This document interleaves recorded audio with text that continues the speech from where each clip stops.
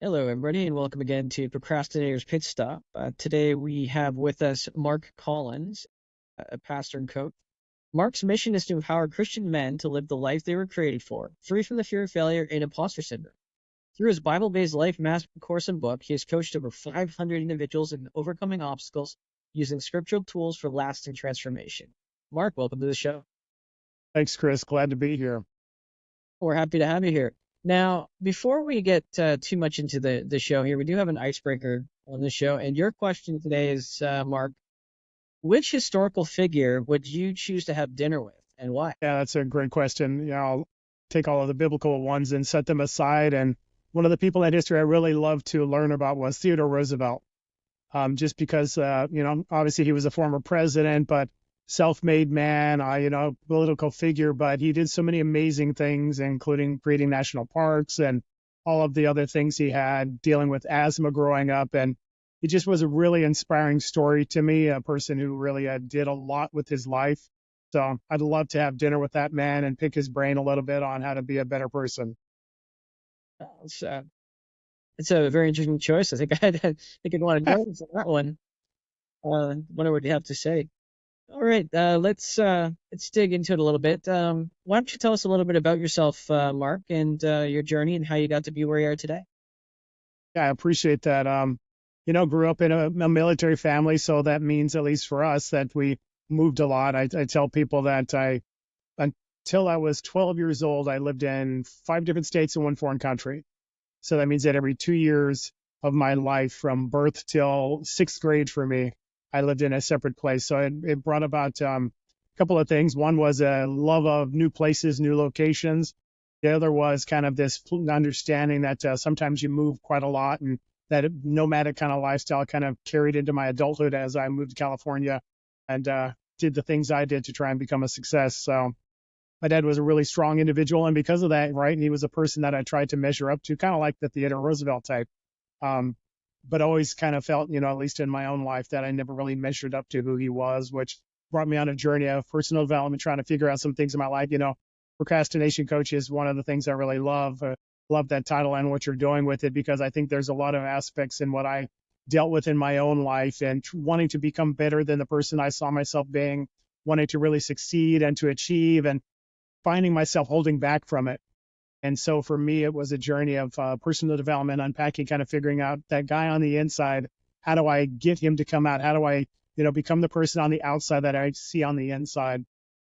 Which led me into a path of Christianity and in biblical instruction, figuring out what does it look like to live out that life, and created a course called Life Mastery, the book you see over my shoulder, Life Mastery, like living life by design, not by default. And I spent the last, 10, 12 years, but really 7, 8, 9 years seriously investing it in people that, I believe the tools, the truth, the strategies, the ability to kind of go from where you're at to the life that you believe you want to have, but you just don't have that blueprint to get there. Excellent, excellent. That's interesting. Interesting background there. Thanks for sharing. Was you mentioned that you made this in transition? Was there any sort of major turning point that kind of made you decide to go on the path you're on, and then you knew you were supposed to be there? That's a great question, Chris. And it's kind of that.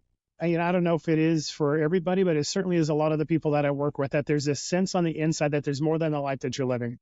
This kind of internal frustration that, you want to achieve those goals, or, even reach out to that relationship with that person that you kind of are fascinated with, but you're afraid to ask out. I mean, in all sorts of ways, I find in my own life, I was just believing that there was more than what I was left with.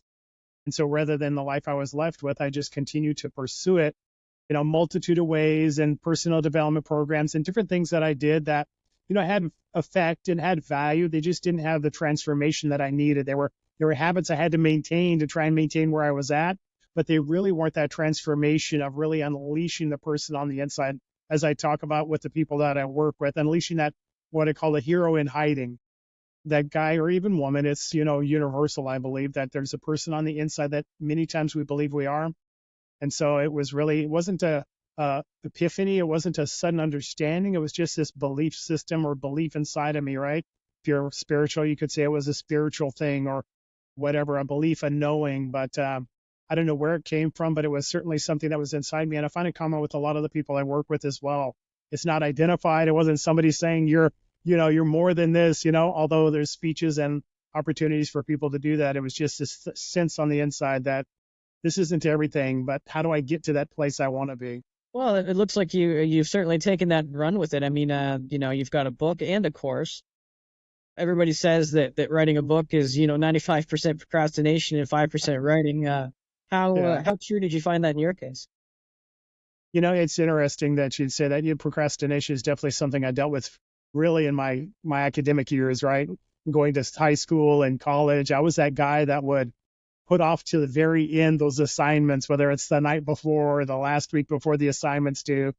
Certainly not the early achiever that was doing it and met all those assignments on time. And so, it was really something I worked through, to be totally honest, because life mastery was something I lived out before I got to the book. I tell people, I don't know if I did it backwards or not, but I created the course and developed it and implemented it in my own life and used it to help others assist in finding that hero inside of them before the book.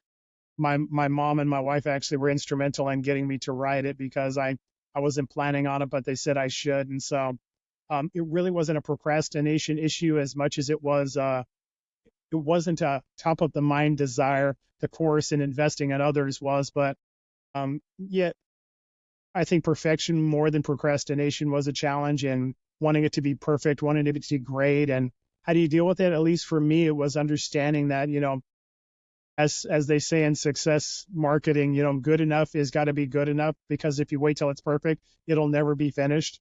So I just created a goal and a timeline for me, which was actually right before a surgery I was going to have, to get it done and published before then. And I did the work to get it done. So, not easy. I read through it at least 50 times from start to finish. And then, the editing process was on top of that. But yeah, it was something I was able to complete. Well, that's I mean, it's a good thing you did because it's helped a lot of people so far. So in the process of writing a book and making a course, we tend to learn a lot about ourselves in the process. What would you say what would you say that was the one thing that you learned about yourself in that process? That's a great question. That is a great question. I think for me, my life's been a journey. And so even before writing, it was really kind of discovering myself through really trying to overcome, in my own case, not procrastination as a namesake, but fear of failure, imposter syndrome, and those things that, along with procrastination, can hold you back. And for me, in creating the things, it was, really the honest truth is it was kind of uncovering a passion for me. I believe for everybody, there's this impact that you're supposed to have in the world. And for me, it was these things. And that's a great thing, because creating the course and, developing all the things that you do, and my course is online. So all the web development and all of the structural things you need to put in place, videos, editing, copywriting, and all that. And the same thing with the book. There's a lot of tasks to get there that I'm not an expert in, but there's those things that you're willing to go through because your passion for whatever the project is or goal or business or job or whatever thing you're doing matters enough for you to go through the uncomfortable. Thing I was proud of was being willing to go through the uncomfortable, do the things you don't like to get to the things you do. And so I found that was, when you find something you're passionate about, it's much easier to find the motivation to do the things you don't like versus, I've had jobs and activities, and, we all have those things that we don't like to do. And I find that when those things are happening, that's when that word procrastination comes in, because the things I hate to do are definitely the last on the list. Oh, they're definitely the last on the list for everybody. Okay, I shouldn't say everybody. For many people, myself included, if we don't tend to have that that drive or that interest in doing a particular task, and we don't like it, we definitely don't want to do it. What would you say was your biggest challenge that you had in the creation of your course or your book, and how did you get over that? Yeah, that's a great question as well. I think there's the expertise challenge in again, with all of these. I'm not an editor, I'm not a copywriter, I'm just a guy who has some ideas and thoughts and some structures and what we call them the tools and strategies. But in that place, I'm an avid reader, so it's not like I don't read anything, but being that meticulous and that accurate and the ability to kind of structure all those things, I think to me was a challenge. gaining skills that you don't have going into it and knowing you don't have them is one of the biggest challenges of trying to build and have confidence in being able to do that. Um, those are the kind of the biggest things. And, they follow along with that content of life mastery. And our course is meant to help you discover who you're created to be so you can have the life you're created for, not a life of ease and not a life that's, without challenge, but a life where you're bigger than the challenges you're walking into. And so in writing a book and or creating a course, there's aspects of it that are, going in, you don't know anything about it. And as a solo entrepreneur, not somebody who's got a whole big company behind me, you know that you're going to wear every hat. And so being willing to walk through those things and be confident that you'll find the answers along the way is one of the things that you constantly have to remind yourself of. Oh, for sure. We definitely need to be aware of our limitations. And it's not about, admitting being weak or, you Right. know, admitting being incompetent or anything like that. It's just that everybody's got different skills and we really Yeah. should, learn to work together and delegate those skills. But going back to that, was your initial reaction going, you said you didn't know a lot about these things, and it sounds like you learned quite a bit. Was your first reaction to try and learn these skills and do it yourself, or was your first reaction more to try and look for someone else to do them to help you with them? Yeah, that's a great question. I think for myself, obviously there's budgeting constraints. I'm not an independently wealthy person, and so I knew that many of the tasks I'd have to do myself. But even in that, you can be a part of associations. For the course development, there's a multitude of people. Thousands upon thousands of people who are doing it, who are coaching it, who are teaching it. To be able to give you some resources. Google's amazing. YouTube's awesome. For the book, to be honest, I ran into a man at a men's conference and he actually had written 5 or 6 books. So he was a valuable resource. So, what I find is, I don't mean to be all very, spiritual or like that, but you typically find the resources if you're looking for them. And for me, there was these things that came along at times when I needed it, like that gentleman who had a resource and knew a publisher and he had created many books himself. And, there's those people that help you along the way if you're looking for it. So always open, always really avid to learn. And what it really comes down to, Chris, to be totally honest, is it's the passion of what you're doing, right? To me, there's, at least in my own life, there's 2 levels of procrastination. There's the procrastination of the things I hate, like taking out the trash, like walking the dogs, or whatever those tasks are that are like, I'll get to it when I get to it, cleaning the bathroom, whatever it is. And then there's those things that you're putting off because you don't have confidence that you can do them. You kind of want to, whether it's that job or starting that business or getting into the relationship. And so for me, the thing that got over those things, that I didn't want to do or I knew I wasn't a genius at was a passion for the message. I tell people that I believe it's a message that matters. And because of that, you go through the things you need to and learn the things you really need to. And, success takes work, it takes time, and it takes discomfort. If it, as my dad used to say before he passed, if success were easy, everybody would have it. So it takes some work, but it's that internal passion of saying this message matters. And so I'm going to go through the tasks I need and ask for the resources I can find so that I can, adequately bring the information in front of people that I believe is important to them. Okay, so definitely, ask for help, right? Because Yes. ask, well, I mean, in some way or another. I mean, this is all over the place, right? Ask and ye shall receive. Together. There's many references to this as well. So, you'd say that one of the biggest things that helped you through was just, asking for help. Yeah. And being open to it and, just reaching out, because the great thing about our current generation is there's a multitude of resources out there, whether it's paid resources or it's free or it's online or it's people, and it's having conversations. It's like you said, it's being open to help. I mean, I wasn't excluding help. I just knew that free help was about most of what I could afford. But in that case, it was really just voicing it. The interesting thing is that gentleman was just a conversation we had. When you're starting to talk about things that matter to you, so all of a sudden, this person knows that person who knows somebody who kind of does it, and you kind of go down that rabbit hole of finding them and seeing where it can happen. But yeah, you're right. It's absolutely this openness to, I don't know everything. And instead of letting that stop me from not doing it at all, I'm going to continue to seek and find, like you talked about. That's a great biblical phrase, until those things that I need will show themselves. And By the way, I think one of the things that would be really important that I'm not an expert in is patience. You kind of, I kind of want answers now, right? Because we're all busy and it's like, oh, then, but over time, things will get done that need to get done. You do what you can now.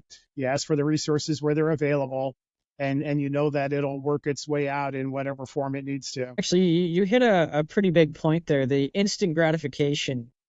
I think, do you find that instant gratification stops a lot of people from moving forward because they don't like or they don't necessarily want to look at the longer timelines? Yeah, I think there's, and there's, dozens and dozens of people who have talked about it, but there's this sense of we see the finish line in everybody's life, whether it's on social media or, or in person, or, it's the glitz and the glamour that we see, the overnight success and all of those people. And, I'm an avid reader and I follow or try and learn from people who are very successful. And I've never found anybody yet who's done it the first time they've tried whatever they've tried, whether it's in business or in academics or, in entertainment. But that's always so much nicer, right? In the United States, it's that lottery win. It's that instant millionaire kind of hope that you have. But the interesting thing is that just like that instant millionaire, it's the things that are gained quickly that are lost just as quickly. But there is that sense of, I'd like it now. And, I'll raise my hand on that as well. I would love to have it now. But the interesting thing is the business that I have, Life Mastery, and all of the people I've helped, 500 and counting, if I got all of that business all at once before I had gained experience and seasoning and development and the things I needed to do, I wouldn't be in that business today because I wouldn't have been equipped for the things I needed to. It's over the long haul in people's lives that you start to gain those kind of intellectual and vocational muscles to actually sustain that work that you want to do into your life. If you get it instantaneously, you're not equipped to manage it, not equipped to succeed at it, because it'll be overwhelming if you had it all at once. That's a very good point as well. So if somebody wants to to work with you and they've got this not necessarily even fear of failure, it's that I find it's well, maybe you can tell me as well if you found this. It's not even necessarily a fear of failure. It's more a fear of it taking so long, but people don't give it enough of a chance to work sometimes. I mean, they may put up their lemonade stand just as an example, and they expect people to get there the same day and sell out the same day. So it's not necessarily the fear of failure, but it's like as soon as they don't see those immediate results, they automatically presume failure. Is that kind of the idea? Yeah, that's a great question, and I love what you're saying, and so that kind of unpacks a little bit of something that we deal with, and that is kind of what I call the identity issue. So for me, one of the things that's foundational in our work is identity. I say identity is everything. Who are you created to be? And I know that's kind of a very generic phrase, but the truth of the matter is that there's an impact that everybody's supposed to have. A lot of times we're reaching out for success in different areas in substitute for identity, right? When I don't know who I am, the world has to make up the difference, I say. And so I do want that, whatever, get rich quick scheme or that instant fame or that position, that, that role, that title. A lot of times because we feel like we're capable of it, many times because we want that thing to validate us. And if it doesn't happen quickly, there's a mindset that can come in, well, this didn't work or that didn't work. And the truth of the matter is, what are you pursuing things for? Is it for validation of who you are, whether you understand it or not? Or is it because you have this drive that says that this is really innately something I love or I desire to have impact the world and I'm going to pursue it? Those people never give up because it's them lived out. People who are looking for things outside of themselves to validate themselves typically will give up very quickly. And the other side of the coin that we work with as well, and I had in my own life, fear of failure came from an understanding from, academic struggles and challenges and issues that had what I call an identity statement that said that you're not as smart as. Well, as you grow up, when what you could call it failure, whatever, when challenges, struggles happen, now all of a sudden there's a thought life that comes in that says, see, you aren't as smart as them because you are struggling with your job or you didn't get that promotion or that business didn't turn out well, right? All kind of internal mindsets. A lot of times the people I work with, procrastination is just another form of insecurity, unwillingness to bet on myself. And if it's not happening quickly, well, I'm going to step back before it really is bad. And then I really know that I wasn't that person. So what we do is start to unpack some of those things and say, who are you apart from your activities? And in that place, what's the thing that matters? What's the you thing that is the impact in the world? It's those things. It really isn't the activity that causes you to quit. It's a lack of passion or belief that it's something that you can actually accomplish. Like you already know, right? With all the people you work with, Chris, there's nobody of great success that hasn't failed a multitude of times. And failure is really just a learning experience to move forward. It's not a grade that tells you you're a failure unless you allow it to. Oh, for sure. Actually, there's a very interesting story about failure.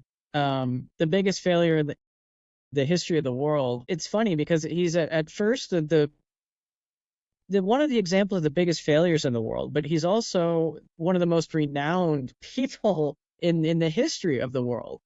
This story was really highlighted by a comedian, Trevor Noah. I mean, he gave the story, but essentially what it was is Christopher Columbus, right? So he goes out, he raises money, gets the gold, and he sets out to find India. He doesn't find India. He plants his flag and says it's India, and everyone all along is saying, "Hey, Christopher, this isn't India. We're not Indians." So he was adamant that he found India. So he went back and he said he found India. Everybody celebrated this, even though it was proven that he didn't in fact find a new passage to India, right? So it's very interesting. You have this supposed failure, and yet he's got a national holiday now in many places. Yeah. He's renowned, and there's many things attributed to him that he didn't even do. So, I mean, I think it's one of the most interesting examples of being able to, as Trevor Noah put it, fail. Yeah. I think one of the greatest examples that I've heard as well is Thomas Edison. It said that a reporter asked him one time, how he could continue going when he failed at finding, how to make a light bulb, they say over 100 times. And his response was, I didn't fail at creating a light bulb 100 times. I found 100 ways of not doing it. And it's that kind of understanding of what's your definition of failure? Is it a temporary condition to show you what you need to learn? Or is it an identity statement that tells you that you can't do it?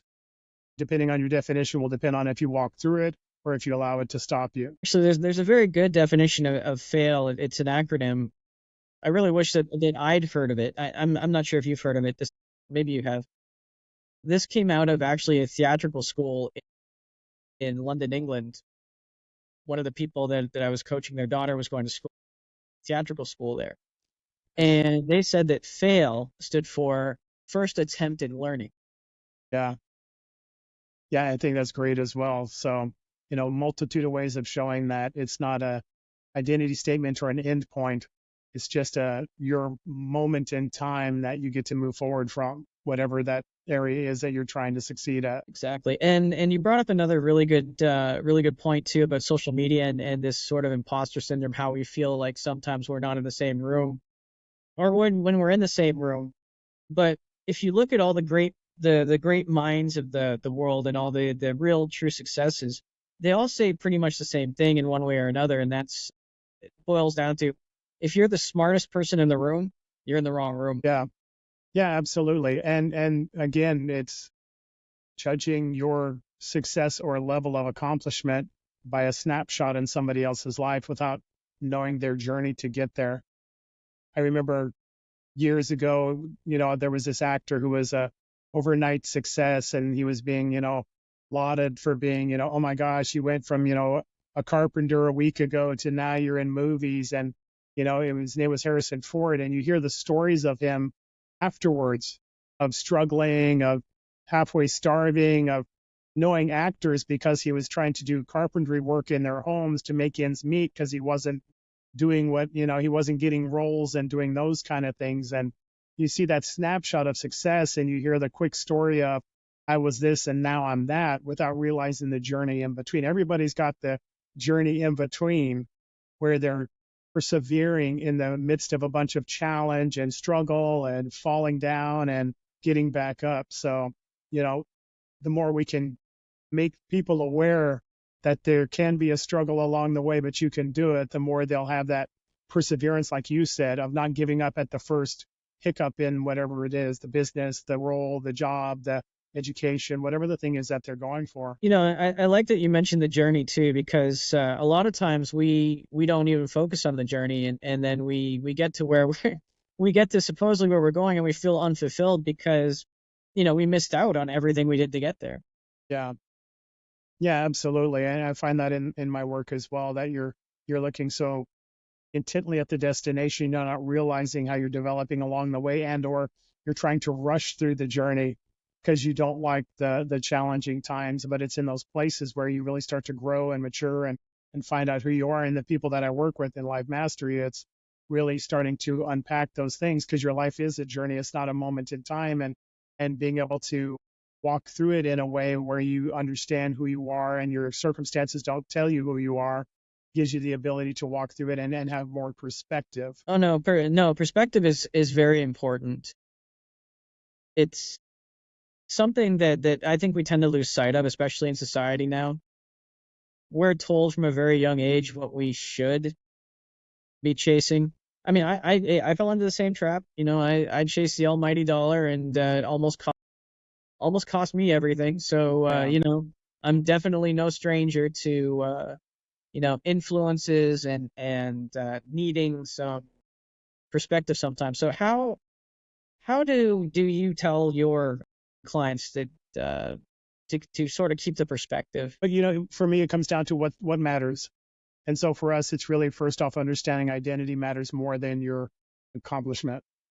And I say that because, whoever I work with at whatever level, there's always going to be a challenge that comes along, whether it's a business that's failing or a relationship that's struggling or a job where you lose your position, you don't get the promotion or whatever. And what I find is that if our identity is tied to our whatever title, role, income, name it, whatever the thing is that you're using as your identifier, then all of a sudden it has power over you as a person. And so really it comes down to this: who are you in the midst of your circumstance? Knowing that you are the person walking into it that you're supposed to be, and you're going to be the same person walking out of it. So if you go through a struggle, if you have a business that's failing, it's not an identity statement that calls you a failure. If you have a relationship struggle, it's not the fact that you are not somebody who's worth loving, right? When we deal with identity, our world doesn't have to make up the difference. It comes into the right perspective. And when we don't understand who we're created to be, the world has to make up that difference. And so for the people I work with, it's being able to understand that, so that you have value and innate understanding that you have worth apart from the things that you do. No, that's very true, and it goes back to the core values as well. Yeah. You know, what do you value? And I think that for many it's a scary thing to to try and look in and figure out what that means. Yeah. Do you encounter any resistance when people are trying to get that perspective and trying to figure out who they are with being divorced after 40 years or whatever the case may be? Yeah, absolutely. Because I think there's a paradigm shift. With us, it really isn't trying to give you a mindset shift of not looking outward for the things you should be looking inward for. And I know that sounds esoteric, but what it comes down to is, if you don't know who you are, the world will tell you. And I find people at all sorts of levels, hugely accomplished, high level business people that, I have as clients and who have had great success in the business, but they had success in business and still were dealing with fear of failure, still were dealing with imposter syndrome. And myself included in my own journey, I thought that once I became successful in business, all of that stuff would go away, right? Because I'm successful now. The truth of the matter is that what your life, you either living from who you're created to be or what your life has told you. As I talked about some of the academic struggles I had growing up, telling me you're not as good as, even in success, you're really, if you're dealing with those things, you're trying to prove that thought process wrong versus living in the moment and celebrating where you're at. And so, yeah, it's a paradigm shift of understanding that, hey, you are a person of innate value. You're not where your past is. You do have a past, and we don't try and minimize it or say that it doesn't matter. We just don't want it to tell you who you are anymore. And I think that a lot of that comes down to sort of attachment and maybe more even a fear of failure, but it's not so much the fear of failure, it's the fear of losing that status. Is that right? It's fear at some level. I mean, there's all sorts of labels you can put on it. And to me, at least to people I work with, it doesn't really matter if it's fear of failure or even fear of success, I've heard, or, fear of attachment, fear of loss. I mean, there's all those things that are happening, but at the core of it is a fear that's isn't based in fact or truth, but based in experience and the meaning that you've given it. So for us, it's really unpacking, like with myself, I had early academic struggles. I excelled in college, but that didn't change the early struggles and how they gave me that understanding, right? You don't understand it on the outside, but you react from it when life happens, when stress comes up, when challenges come up, where you make a mistake and all of a sudden, oh, why did I do that, right? But in that place, if you can unpack a meaning that actually is truthful, that you have a momentary intellectual, challenge, you're not a person who's dumb or stupid or whatever the label is you've given or other people have given you. It's in that place and now all of a sudden they don't have weight in your life. So whatever the fear is, we're really going after the belief system you've created from the experiences of your life. And how can we reverse those lies you've believed with the truth, seeing them objectively and accurately, and in that place, now who's that man lived out? And all of a sudden, they don't have attachment to those things. And so, like my friend who was in business and successful but stressful, he changed his life around so that the man who came home stressful, who his wife couldn't interact with, and life was only good when business was good. Now all of a sudden, there's a man that's good in all circumstances, who's invested in his family and frankly has much higher level success, because now all of a sudden it's not a grade to prove I'm somebody who's got some value. It's me really living out of all the value that I bring to it. You mentioned something interesting there, and it's true. And I often wonder, I wonder about this too, because all these, all these negative things, that whether it be bullying or not feeling good enough or not being adequate enough, in in some cases it's what sort of spurs you into action. So I guess my question would be, at least in your own personal sense too, do you think that if that hadn't have happened to you high school, do you think that you still would have had the same level of success in college, or did that sort of drive you to be better? It's interesting because that's a great question, because I guess there's one sense of success or failure. Would you succeed? And you probably know people yourself as well who are highly successful because of whatever, that inadequacy or that poverty or those things that were said. But the interesting question is, what would those people, myself included, what would that young man have looked like growing up if instead of having those identity statements, outwardly and inwardly, right? People can be as challenging as you can be for yourself. Um, what if he had been invested in with understanding the truth of who he was? How much could he have had it? And how healthy emotionally, relationally would he have been along the way? Certainly there's that success, and people say on the outside, well, that's a man that matters.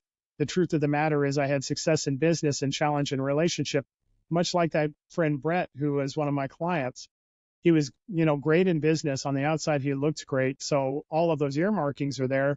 The challenge is that emotional struggle and issue and doubt and self-doubt are those things that play out in the rest of your life, and the stress you bring to your job and to the employees that you have. Not when things are great. When, the balance sheet is amazing, well, wow, he's magnanimous and wonderful. But when the balance sheet isn't good, then everybody feels it, right? Especially men, we think we can compartmentalize our emotions.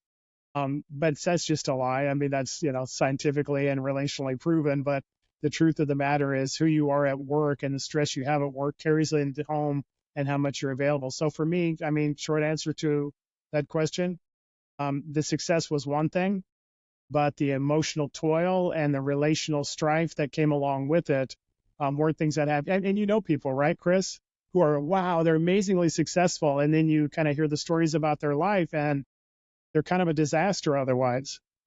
Our goal and our desire with Life Mastery is that you'd live at the highest level you can in every area of your life. And that's not a person who succeeds despite, but succeeds because of who they are. Yeah, and could you maybe just give us a high level overview of what you get in that course for our listeners? So it's the Life Mastery. Is it a long course? Is it a short?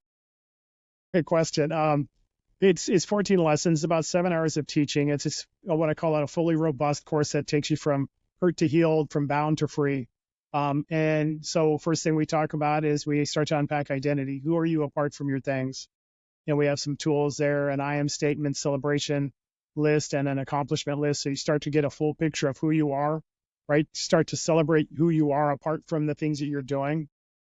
And in that place, especially for some of the men that I work with, a lot of times we can see those places we failed faster than those where we succeeded. And even in success, I mean, maybe I'm the only guy, but I've found all of my clients are the same, where even in success, I start to poke holes in it. And those, I could have done this better. I could have made that better decision, right? Whatever the thing is that you're doing. So we're trying to give them a better perspective of who you are. Just allow yourself to be, a successful without finding all the faults and shortcomings. Those things will play themselves out as they need to. So it starts with us with identity. We go into transformational strategies, mastering your thoughts, words, and actions. A lot of times, most of the people I know, your challenges start with what you say about you, not really what everybody else does. They may affirm or confirm what you believe, but the person you're listening to the most is you.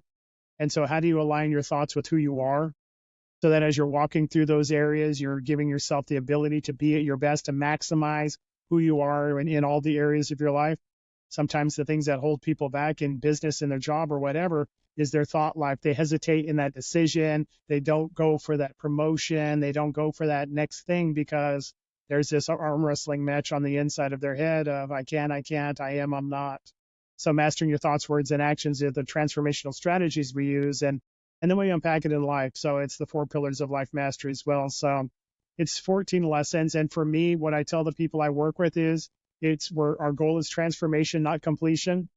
So it's not something you race through to be done with, like a book or a quick course to learn what you can, but it's really kind of unpacking your life in a way that you have tangible tools and strategies so that you're actually transformed. So that, again, as I said earlier on, that that hero in hiding, that guy that or woman that's living at the maximum level that they're created for, is the person that shows up in every area of their life. That's not something that's a quick fix, that's a once through and now I'm done.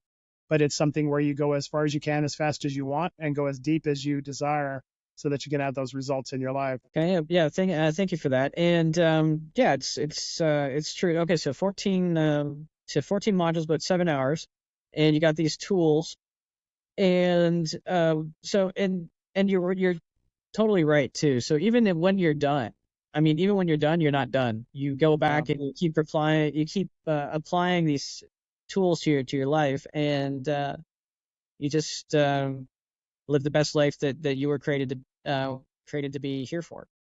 Yeah, absolutely. And even when you're, like you said, when you're through the course, those strategies and those tools you continue to use to continue to elevate yourself, like with Thomas Edison, like with, Theodore Roosevelt, like with the people we've talked about today. What's the maximum level that you can live at? What's the level that you're created for versus the level that you're settling with? It's a journey, and it takes time over time. But when you have strategies to be able to get there, so that you ensure that you're the person showing up without hesitation, without procrastination, without those inner thoughts that are holding you back, now all of a sudden, well, first off, you can have the success. And the thing that I find so gratifying, like with Brett and some of the other people I work with, is your life is just amazing. Not because of the dollar value or what's in your bank account, but because of the richness of your life, the relationships, and who you get to show up as. You're not carrying this internal dialogue. You're not waking up at 3 a.m. You're not, having that internal person that nobody else knows that you're dealing with. You're actually able to have the best life possible, a life that's fulfilling, not just successful. Well, you've certainly had a lot of success in that sense. So, and I'm sure you have big plans. What would you say is on the map for you for the next year? It's a great question. And the next year, I'm already kind of fleshing out my next book. So I have Life Mastery, Living Life by Design, Not by Default. That is what I call the Quick Start Guide to Life Mastery. The course we talked about is that fully robust. You heard all the bells and whistles on that course. The book is really kind of that quick start guide of being able to find some strategies today to implement this week, to have actually impact your life this month.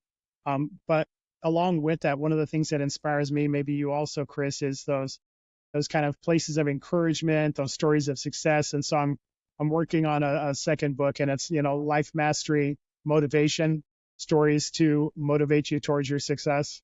And so I'm already planning that, and we have some other things coming down the road. I have a small group packed workbook and teachings that I'm putting together that I'll have out actually by the end of this year. That'll go along with the book. So it's not just a book you can read and apply as you want to, but you can actually do a small group study. You can do it with some friends, or you could just do it yourself.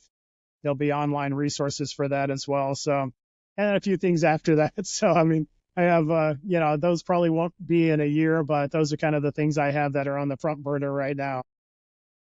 That is certainly, yeah, it's certainly a lot, a very full schedule. And, I know I for one am looking forward to seeing you complete those and just seeing what happens in the lives that they touch when it comes to market. We are coming up close to the end of time here. Was there anything you felt, Mark, that maybe I should have asked or didn't ask, or anything that we should have maybe covered on that we didn't cover? I think this was an amazing time, but if there's one nugget I'd leave everybody with, it's bet on yourself. Whether it's in your course or in my course, I believe there's resources out there. And like Thomas Edison or any of those folks, or even myself, right? I went through a bunch of courses, free and paid for. And because I couldn't find that transformation that I desired, I created the course myself.